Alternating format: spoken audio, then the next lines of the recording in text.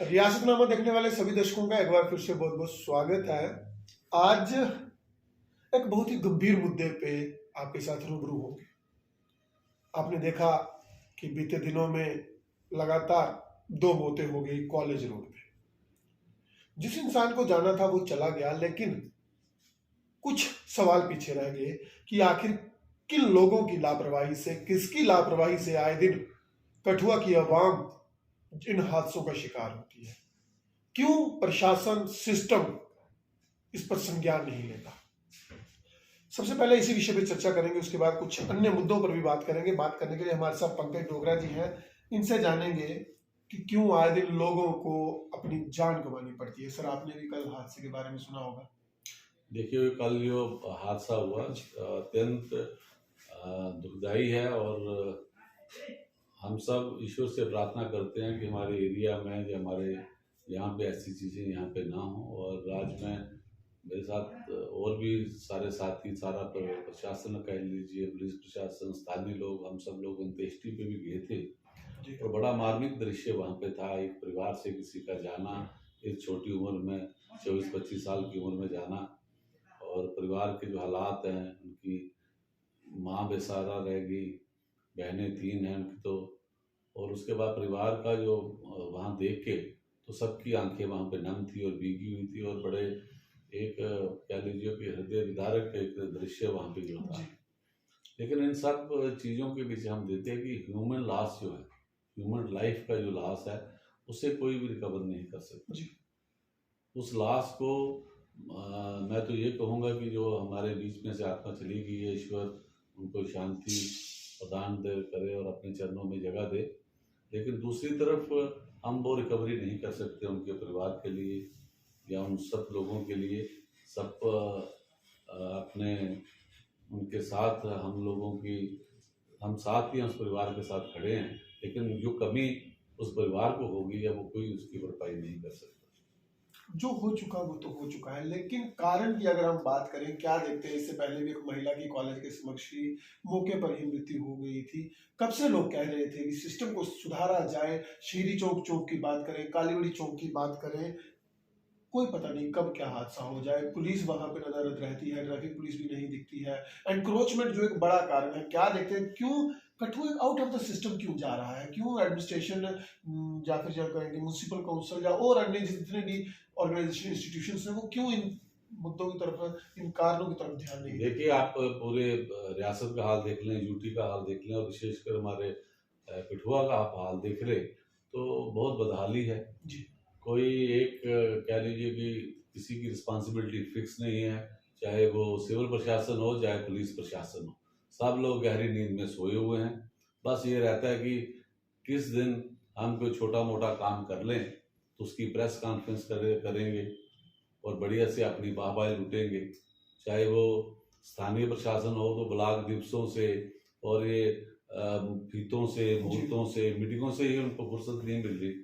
कोई किसी किस्म की गवर्नेंस नहीं है, ना तो लोगों का कोई ड्रेस चल रहा है।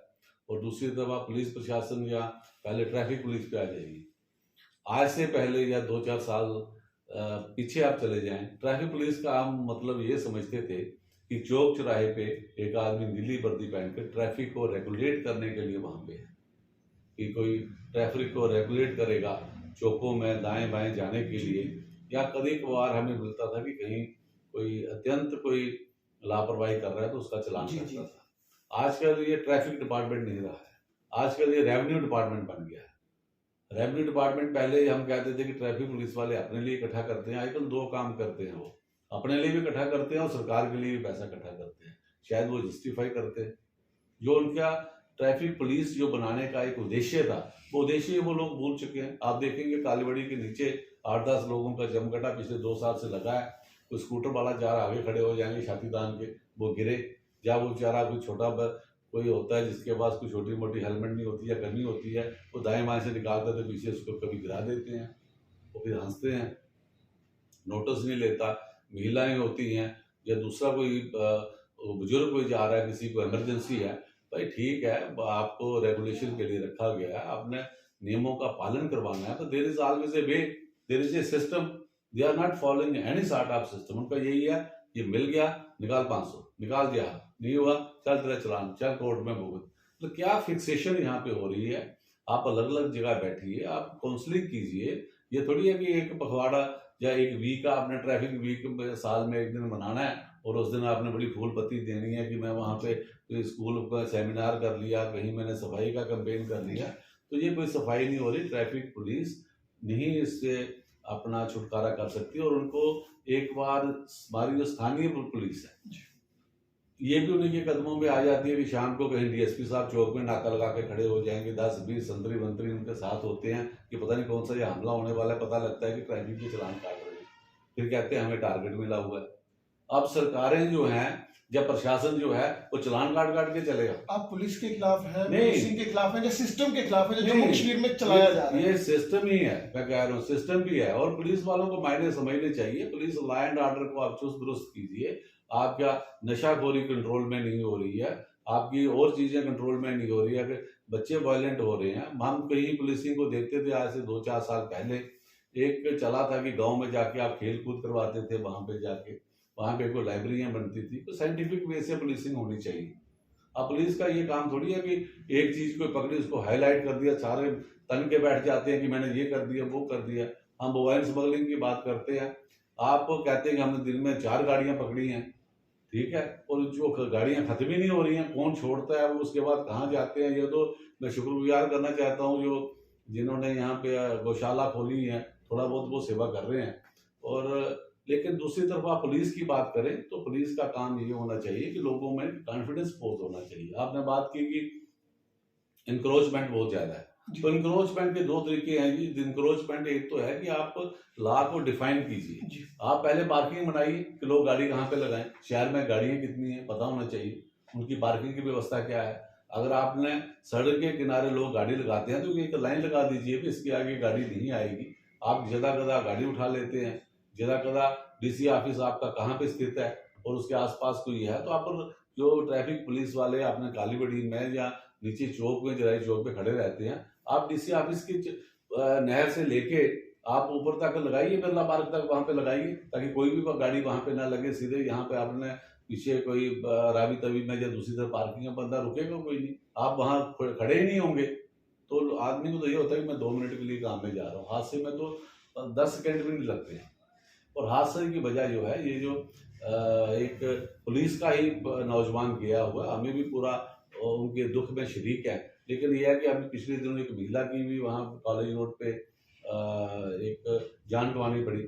और आज शाम को जी मीटिंग होगी शहर में 2-4 लोगों के साथ या कुछ लोग बैठ के प्रशासन के साथ कि हमने गाड़ियां कालीबड़ी से कर दी हैं।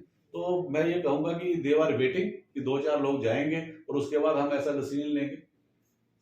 एक बड़ा सवाल आता है, सिस्टम में जो लोग बैठे हैं उनके खिलाफ आप आवाज उठाते हैं, उनके खिलाफ लोग भी बोलते हैं, लोग क्यों नहीं सामने आते? आप लोगों का मार्गदर्शन क्यों नहीं करते? क्यों नहीं आप एक खुले मंच पर लोगों के बीच उन्हें भी समझाने का काम करें, उनको साथ लेकर सिस्टम के खिलाफ हल्ला बोले कि भाई हो क्या रहा है जम्मू कश्मीर में? ये तो एक इंटरव्यू है, आप आवाज उठा रहे हैं, मैं इस चीज को भी मान रहा हूँ, लेकिन इन पब्लिक डोमेन लोगों के बीच जाकर लोगों की बात वो कब शुरू होगी? क्यों विपक्ष नहीं ऐसे कुछ मुद्दे उठाता और लोगों के बीच जाता? जो बात आप कह रहे हैं ना कि बात कहने का, आपने टोल प्लाजा का इतना प्रदर्शन वहां करते रहे, टोल प्लाजा उखाड़ा गया वहां पे, और स्थानीय प्रशासन साथ होकर वहां चीजें लगवाता है। जिन 6 लोगों पे एफआईआर लगे हुए हैं वो लोग भुगत रहे हैं ना, जहां हम लोग भुगत रहे हैं। जिन लोगों ने हमारा साथ दिया उस समय तक, कौन फॉलो अप कर रहा है? किस आंदोलन की आप बात कर रहे हैं? आंदोलन तो ये कुचलने के लिए जो बैठे हुए हैं, ये लोग तो डेमोक्रेटिक वे से कोई चीज सेटअप ही नहीं होने देते।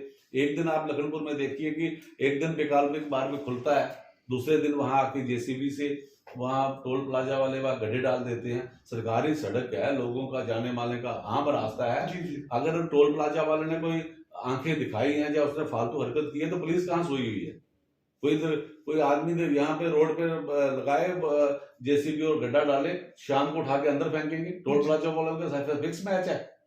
और जब वहां पे भारतीय जनता पार्टी के डीडीसी या उसके एमसी म्युनिसिपल काउंसिल के लोग वहां बैठ के कह रहे थे हम मसला हल कर रहे हैं, एक तरफ उन्होंने, एक दिन तो मैं देख रहा था हैरान हो गया कि बड़ी बैठक सजाई थी वहां पे कि हम शाम तक हो जाएगा, सुबह तक हो जाएगा, फिर आपस में वो पास खेलना शुरू हो गए। तो कहने के कि इस हमाम में ये सब नंगे हैं, लोगों को लूट रहे हैं, प्रताड़ित कर रहे हैं। जहां तक आप आंदोलन की बात कर रहे हैं, आंदोलन टोल प्लाजा के लिए कम नहीं हुआ।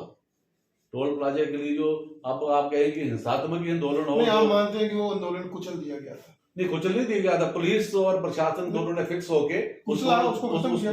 कुचला। मैं वही बोल रहा हूं कि कुचल दिया गया था आपको, आप ये मानते हैं ना? स्थानीय प्रशासन की और स्थानीय जो भारतीय जनता पार्टी के लोग हैं, उनका पूरा मानना है कि ये टोल प्लाजा लगे। इनकी फिक्स हिस्सेदारी है वहां पे, इनको पैसे मिलते हैं, इनको पास मिलते हैं, इनको वहां पे फैसिलिटेट किया जाता है। नहीं तो डीडीसी वहां से रोज निकल के जाते हो, उनका चेयरमैन, वाइस चेयरमैन, उनकी गाड़ियां तो जाती हैं। किसी को उनसे काम हो जाए तो वो चाहते नहीं है कि पब्लिक हमारे तक आए, पब्लिक हमारे तक वहां पे पहुंचे। इसलिए सब ये फिक्स मैच हो रहा है। तो कहने का मतलब है कि यहाँ प्रशासन नाम की कोई चीज नहीं है। सिर्फ ये देखा जाता है कि कौन से 2 4 5 लोग चिकने चुपड़े लोग हैं, उनको देख के फोटो शोटो खिंचवा के काम चलाया जाए।